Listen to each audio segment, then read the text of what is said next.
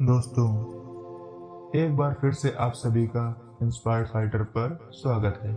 साथियों, आप सब भगवान शिव अर्थात देवों के देव महादेव को तो जानते ही होंगे, जिनके बारे में हम सबका मानना है कि भगवान शिव अर्थात भोले भंडारी बहुत जल्द ही प्रसन्न हो जाते थे।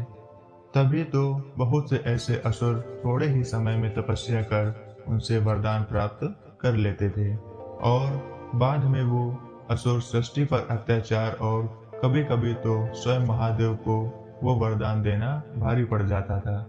लेकिन जब क्रोध में आते तो उनके सामने कोई टिक नहीं पाता था। तो साथियों, एक बार हुआ ये कि माता पार्वती ने महादेव से कहा कि वैसे तो आप बड़े ही अपने भक्तों की तारीफ किया करते हो, चलो आज क्यों ना ही भक्तों से मिलने अर्थात परीक्षा लेने चलते हैं। तो महादेव चलने के लिए तैयार हो जाते हैं। तो महादेव साधु संत का वेश धारण कर एक धनवान व्यक्ति के यहाँ पहुंचे। उस व्यक्ति के यहाँ कई सारी गाय भैंसें थी, उसका व्यवसाय ही यही था और वह व्यक्ति आराम से बैठकर नौकर चाकर से गाय भैंसों का काम करवा रहा था। तभी साधु वेश में महादेव उसके दरवाजे पहुंचे और आवाज लगाई, हमें कृपया थोड़ा सा दूध चाहिए, हमें अपने भगवान शिव का अभिषेक करना है, तो थोड़ा सा दूध दे दो। तो वो व्यक्ति इतना सुनकर गुस्से में उनसे बोला कि चलो चलो अपना काम करो जाके, नहीं है दूध, यानी दुत्कार कर भगा दिया। महादेव वहां से चले आए और कहते हैं, भगवान इसकी 100 गुना संपत्ति और बढ़ा दो। ये बात माता पार्वती को समझ नहीं आई और मन में कहती हैं, सब इनको अवगढ़नाथ तो कहते ही हैं, ये है भी अवगढ़नाथ। और महादेव से पूछा कि उसने आपको 100 ग्राम दूध देने से मना कर दिया और आपने वरदान दे दिया। महादेव कुछ नहीं बोले और आगे चल दिए। तो वहीं पर एक गंगा नदी के किनारे एक घास फूस की झोपड़ी में एक गरीब व्यक्ति, जो कि बहुत ही भगवान का चिंतन करने वाला, अपनी बूढ़ी माँ के साथ रहता था और उसके पास एक गाय थी। गाय बहुत ही कम दूध देती थी। तो उस व्यक्ति ने भगवान शिव जी को साधु वेश में आते देखा, तो उसने भगवान का दंडवत प्रणाम किया, आदर से आसन दिया और बैठाया। फिर बोला, प्रभु मुझ गरीब के पास इस गाय के थोड़े से दूध के अलावा तो और कुछ है नहीं।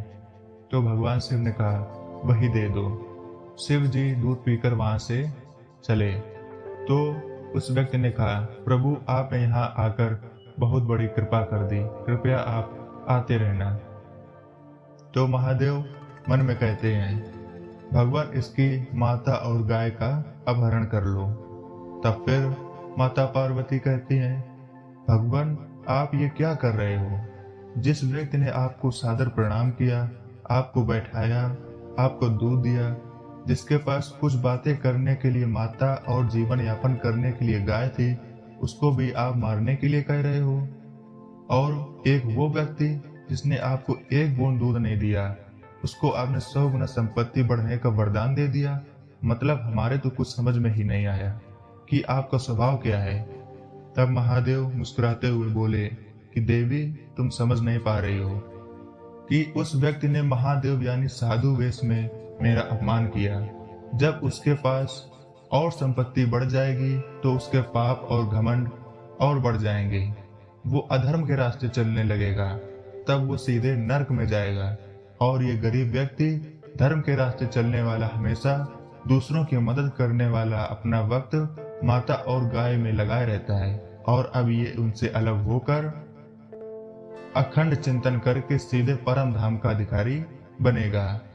और महादेव ने माता पार्वती से बोला कि व्यक्ति की संपत्ति की लालसा कभी खत्म नहीं होगी। क्या ऐसी कोई संपत्ति की संख्या है जिससे मनुष्य की इच्छाओं का अंत हो सके?